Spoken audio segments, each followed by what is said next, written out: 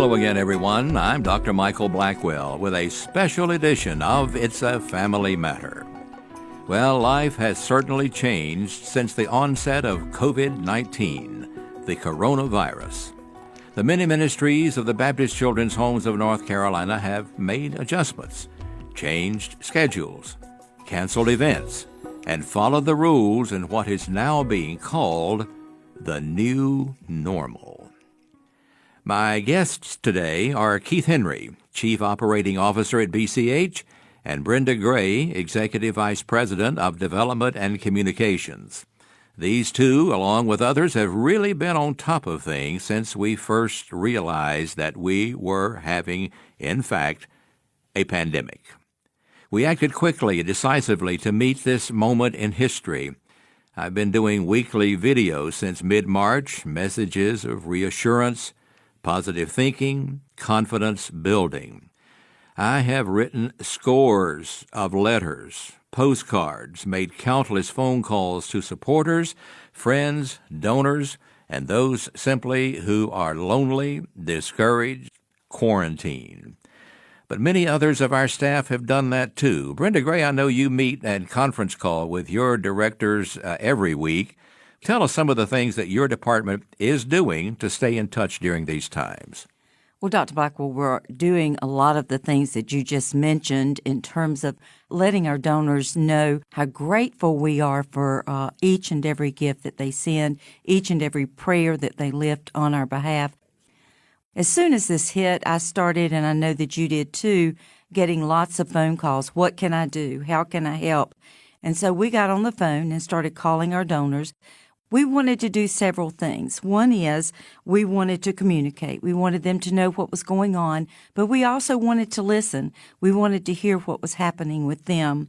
We wanted to stay connected. We did not want to miss that connection. We wanted to comfort them. It's been interesting, though, as I've listened to my staff talk about all the phone calls that they've made and all the letters that they've written and the responses that they've gotten back. We have indeed been comforters, but oh my goodness, they have comforted us. We're not walking this alone. Of course, God is with us, and He has put all of these wonderful friends in front of us and to walk with us through this. And just so grateful. Some of those phone calls have lasted up to an hour. Yes, they have. What are they saying during this time? What do you hear your directors say?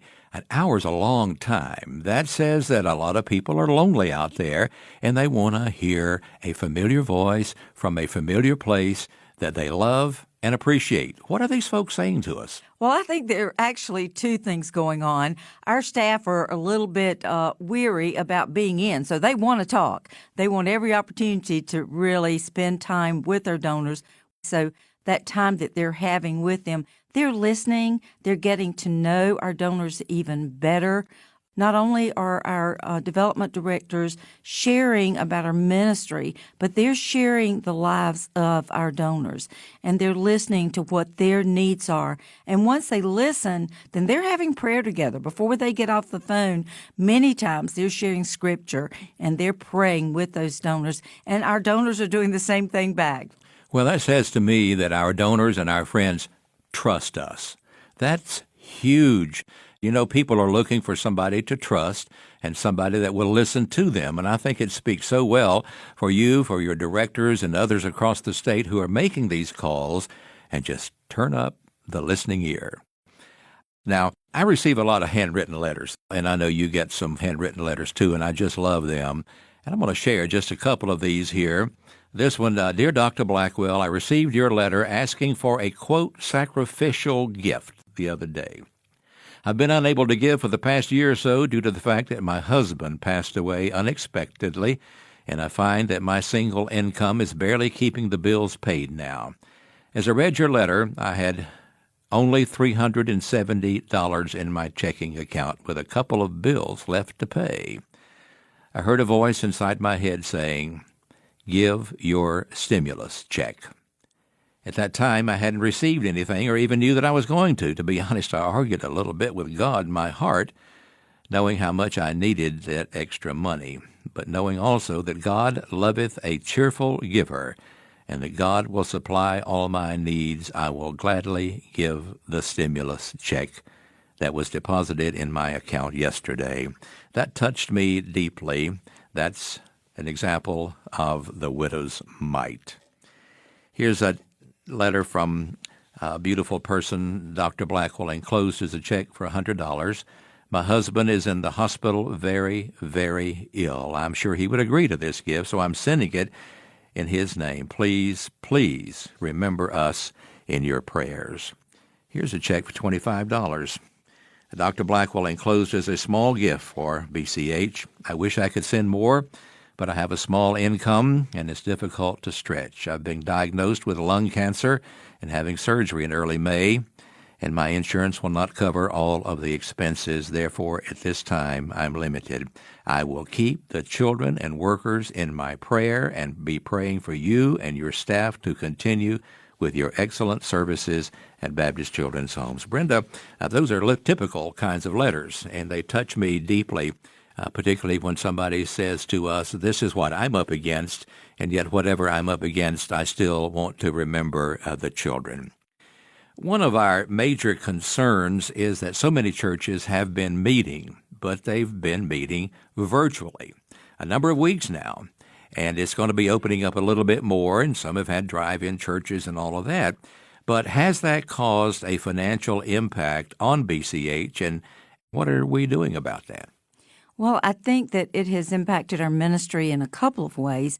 One, I would say, as people have heard about our needs, they have rallied to meet those needs. As soon as you sent out the letter sharing that we were not able to do the food drive, immediately we started again getting calls.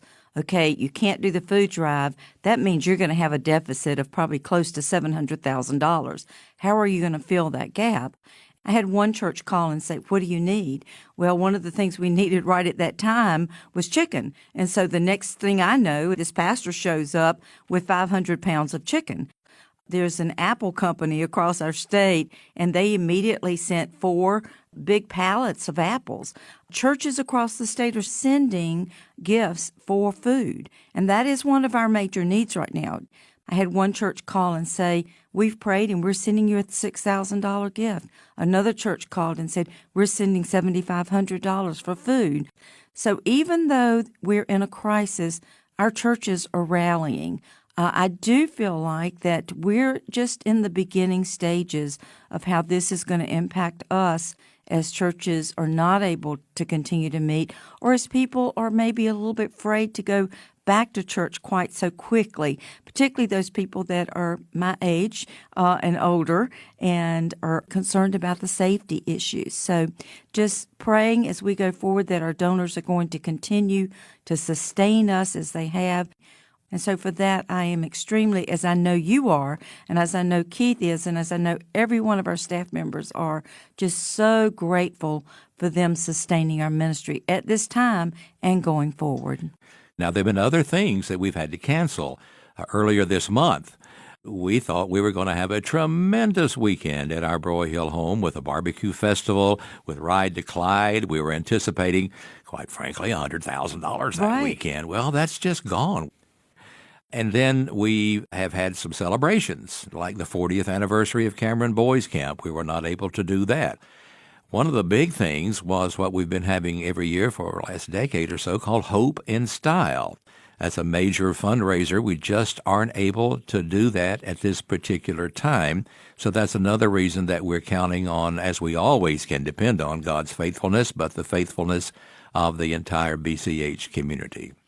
We did have to cancel many events, and one of our big events across the state during May is Friends of Children. We have over 3,000 volunteers that come on our campus during the month of May.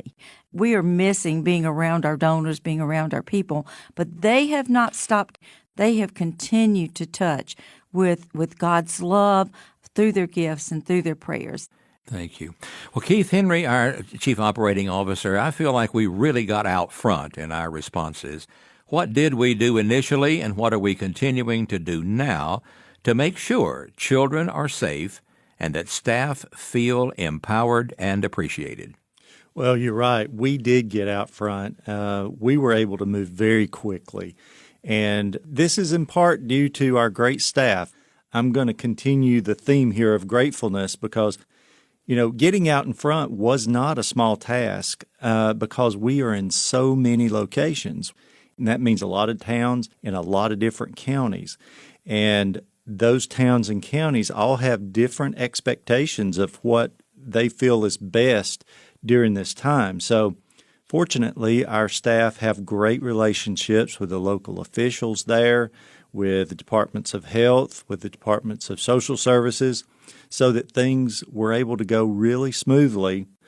The other thing, though, is our staff, especially our frontline staff, they are already well trained in handling this type of situation. We have kids that come in with bad colds, with the flu, with stomach viruses.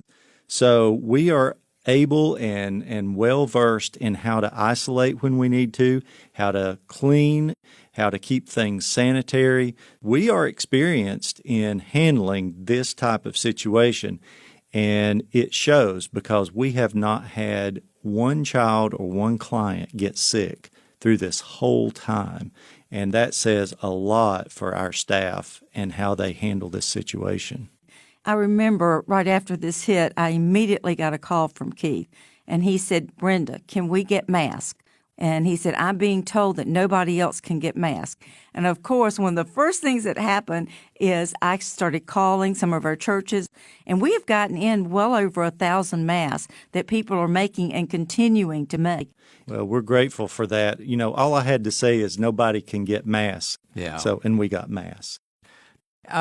Take just about 20, 25 seconds here, each of you. If you have a message that you would like to give out there to friends, staff, parents, custodians, placement officials, what would that message be, Keith? Well, I want them to know that, as I said earlier, our staff is well experienced and well trained. But more than that, our staff truly love the people we serve. They have a godly love toward them, and they are going to do whatever it takes for our IDD folks, our weekday education folks, our children in care. They are going to do whatever it takes to keep them safe and happy, and they have done a great job of that. I really believe there is no place that they could be more safe and more loved than they are with us. I would agree. Brenda, what would you like to say? I could sum it up in one word, which is gratitude. Just so grateful for the many ways that they have touched our ministry in Jesus' name. During all of this, of course, we have experienced love, but we have experienced an abundance of the grace of God. That grace has been amazing, as it always is. Brenda Gray. Amazing grace, how sweet the sound that saved a wretch like me. I once was lost, but now am found, was blind, but now I see. Thank you, Brenda Gray, and thank you, Keith Henry, for this informative update on the many ministries of the Baptist Children's Homes of North Carolina, ministries to the glory of God, beating with one heart. I'm Dr. Michael Blackwell, your host for It's a Family Matter. I want to say to you what I say in all emails to my staff. Follow the rules. Wash your hands. Keep your distance. Pray without ceasing. And be gentle with yourself. So long for now. It's a Family Matter is a production of Baptist Children's Homes of North Carolina. To learn more, visit us at www.bchfamily.org. You can also find us on Facebook. Be sure to subscribe, then share our podcast with a friend.